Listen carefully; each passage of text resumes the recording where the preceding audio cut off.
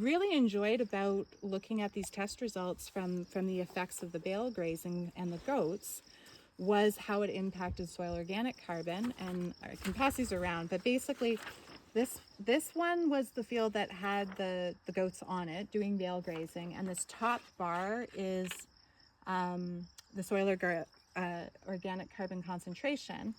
The green bar here is all data range. So this was all the farms that we sampled in the Kootenays, but also all the farms that got sampled during this program in the other areas. So we're saying we go from, you know, kind of low to high. This bale grazed field is literally the highest amount of organic carbon.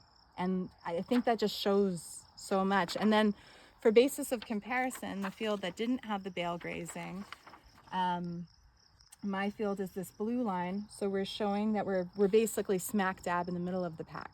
So the unconditioned soil is right down here in the middle of everything from all fields sampled across BC during that program. And when we compared it to other similar kinds of operations, it's on the bottom end. So that's that forest soil with nothing added to it. But then by doing the bale grazing, like, you really shift the soil organic carbon to the maximum, basically doubled it.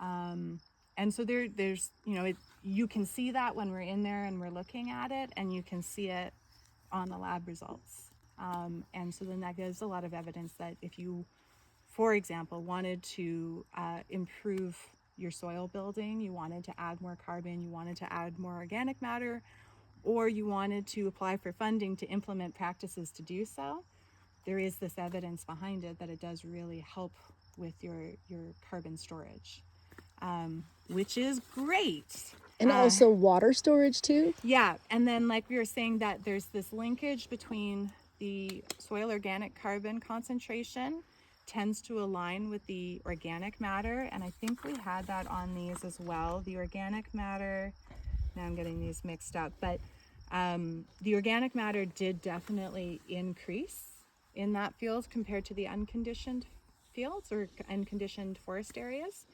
and it's directly related to the carbon. And it increases the water holding capacity, which would reduce the amount of precipitation or irrigation that you need to get the same crop.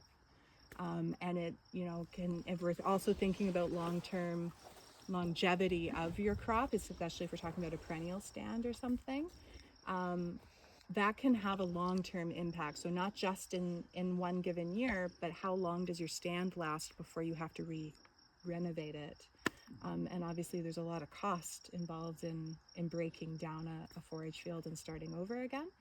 So having that better water holding capacity can just help you have a healthier crop in the short term, but also a longer lasting crop that's healthier and productive for a longer period. I'm also finding that it will be in the future good for fire fuel mitigation, because you'll have greener vegetation around your place. Yeah. That won't dry out as soon, as fast.